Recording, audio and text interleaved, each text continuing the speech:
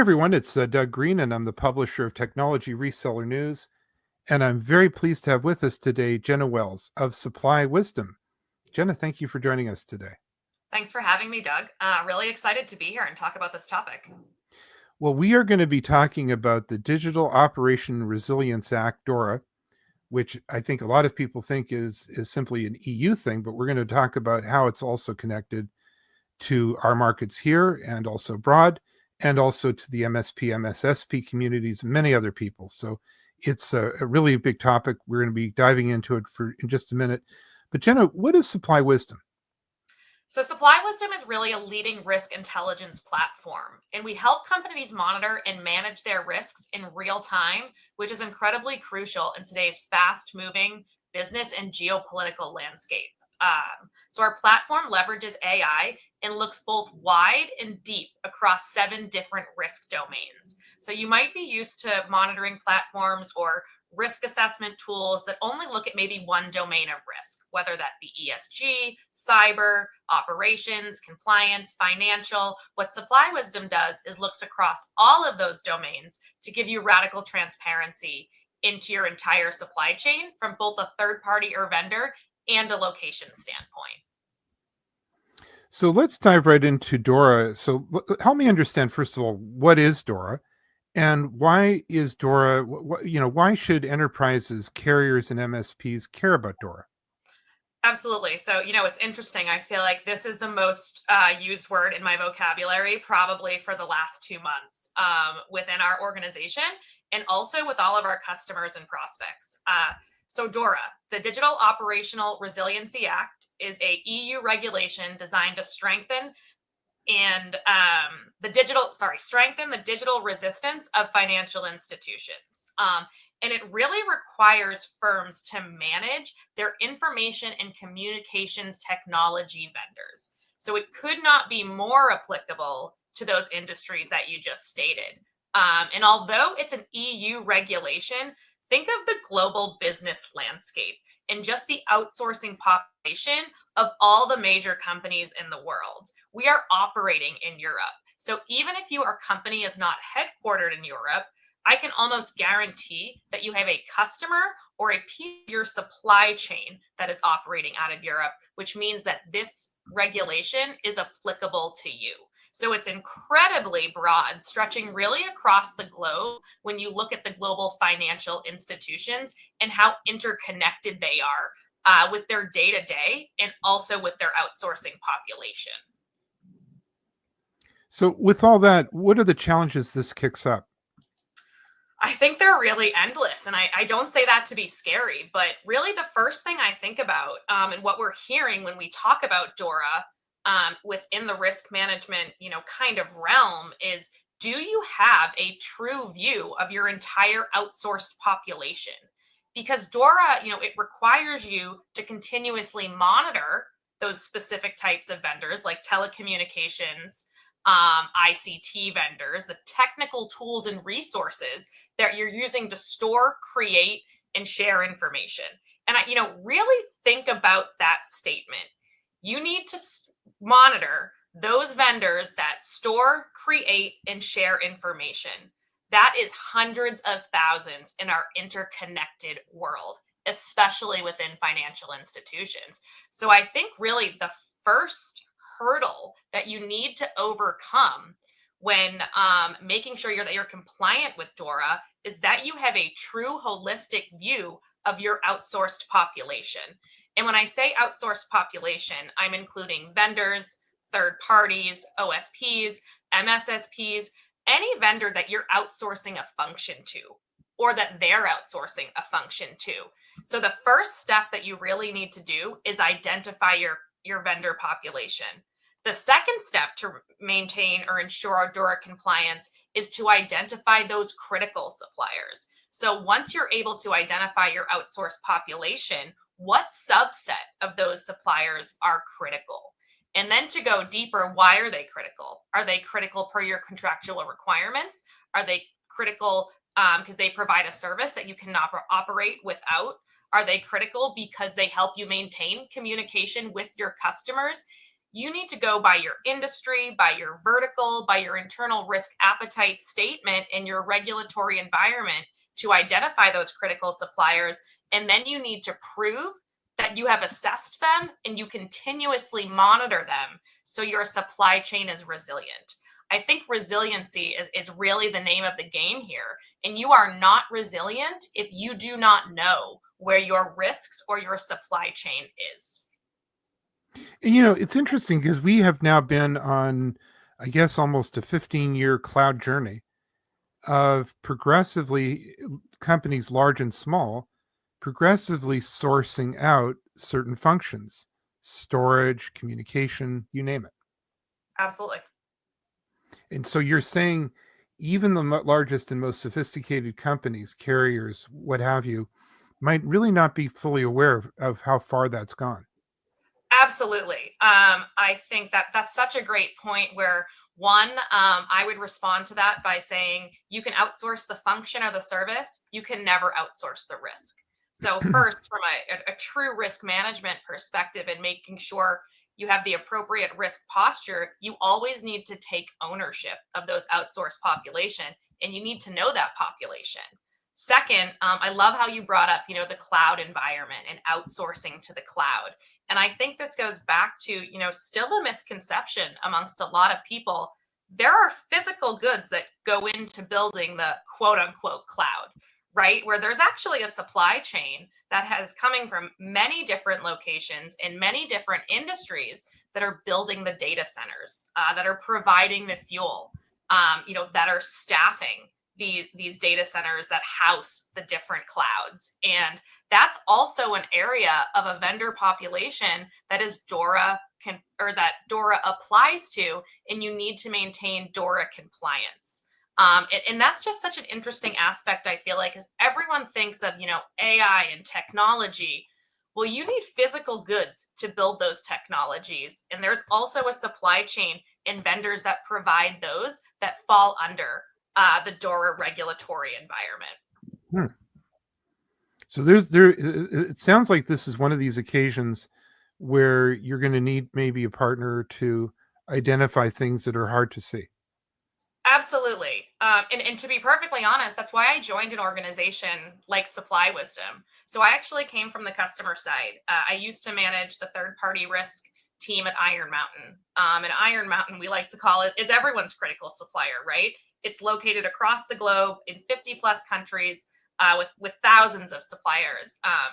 And I was so motivated to join an organization that helped and that builds a platform that I would want to use as a practitioner or as a risk management professional responsible for maintaining compliance across all of these regulations on the global landscape. And really, you cannot maintain compliance without continuous monitoring tools and technology. Tools like Supply Wisdom, they allow you to have a full view of your vendor population. They reduce the noise. They notify you of any changes. And, to break it down specific to DORA, they help you solve, individual facets that are written in the regulation. The monitoring of service location. I'm sorry, the monitoring of service concentration risks. You need to be monitoring not only your third party, but your locations to identify that service concentration risk. Reporting of major ICT related incidents. How are you going to know about the incident if that supplier doesn't proactively, give you a call or send you an email? If there's an incident at a supplier, they're focused on managing that incident. You need to use technology like Supply Wisdom or other platforms to notify for you. Monitoring of your third-party service providers. That's a massive task when you're dealing with hundreds or thousands of different providers. You need to utilize AI and tools to actually monitor them on a real-time basis. And then the last piece for scenario planning for operational resilience testing, another facet of the DORA regulation. You must utilize tools in the way that tools can aggregate data to generate insights to ensure compliance with this. So let's drill down a little bit to the carrier level. Can you give us a little bit of understanding of what the carriers and MSP should be looking at?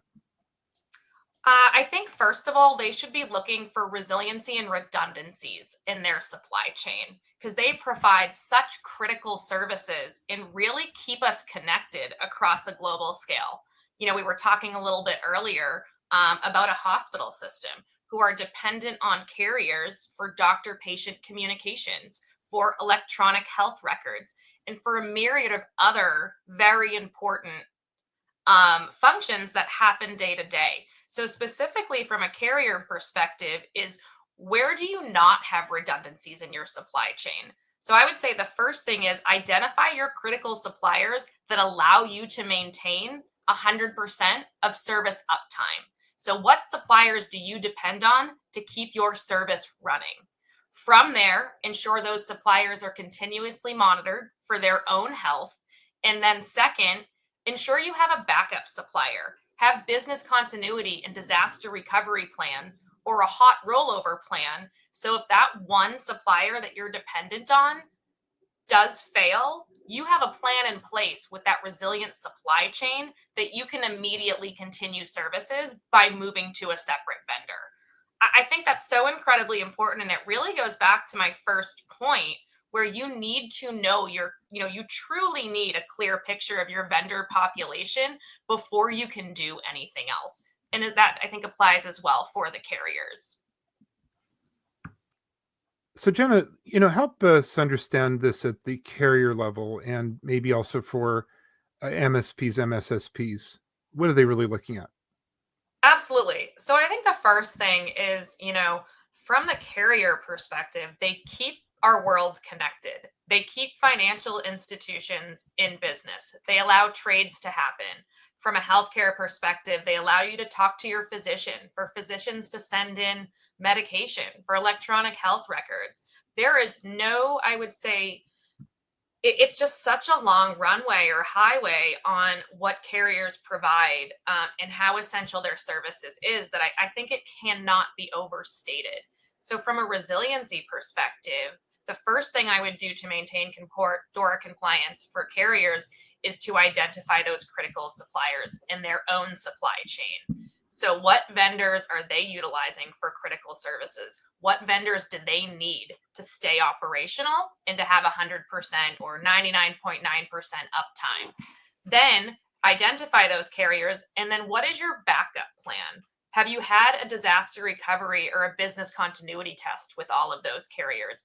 Do you have a hot rollover? So if one of your critical suppliers that keeps your service running goes down, you automatically have a backup.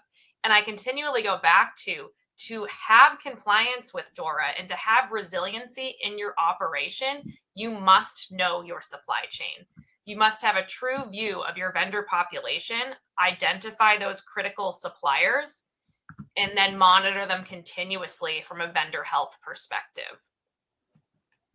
I would say the same thing goes for those MSSPs as well. I think, financial institutions, carriers, healthcare organizations, they all provide such vastly different services, but it all starts with really understanding your outsourced population, identifying the criticality of a certain subset of vendors, and then maintaining resilience in that specific supply chain. So, as we close up our podcast today, help me understand the competitive advantage that's involved in getting compliant. I think it's huge. I think one, from a reputational perspective, you do not want to be that first company that is fined for non-DORA compliance, right? So January 17th was that, I almost want to say magic day, but I would argue no one thought it was magic, but that was really the first day that DORA went live. But if you look at the regulation, there are many, many more milestones to come in how companies must show compliance with this regulation.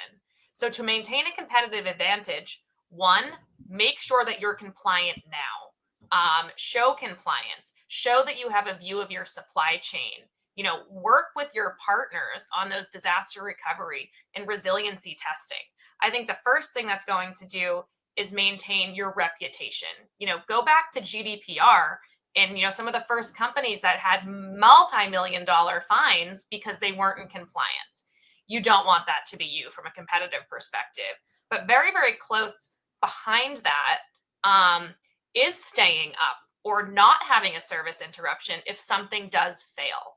Then you are out of compliance with your customers, you're out of compliance with the regulatory environment, and very quickly your competitors will take advantage of that. And if you are utilizing the tools available to you, like a Supply Wisdom that continuously monitors these things, it allows you to have that competitive advantage. You don't need to rely on, sifting through millions of news sources a day, all of the alerts for thousands of vendors, watching the news to see if something happens. Those early indicators that you might have a non-resilient supply chain or there might be an issue can be identified ahead of time, which gives you an incredible competitive advantage, not only with DORA, but just across all of the services and regulations that you need to adhere to. Jen, I really want to thank you for joining me today. This has really been interesting, giving us a quick overview of DORA, why it's very important, why it's relevant, especially to the carrier, MSP, MSSP market, also for the enterprise too. Where can we learn more about Supply Wisdom? Absolutely. And thank you so much for having me. If you couldn't tell, I think I can talk about this all day. There's so many different ways that Supply Wisdom helps to solve the DORA regulatory environment, but also just all of your outsourced risks. So we'd love to talk to you more. You can reach out directly to us at supplywisdom.com. You can book a demo or you can email me directly. I would love to talk to everyone about how we help all customers across all verticals ensure DORA compliance, as well as maintain a safe and resilient supply chain. So thank you, Doug, so much for having me. Jenna, again, thank you very much indeed. I know this is not our last conversation on this. We're just beginning. Compliance just started. So I'm looking forward to our next one. But for now, thank you very much indeed. Me too. Have a wonderful day.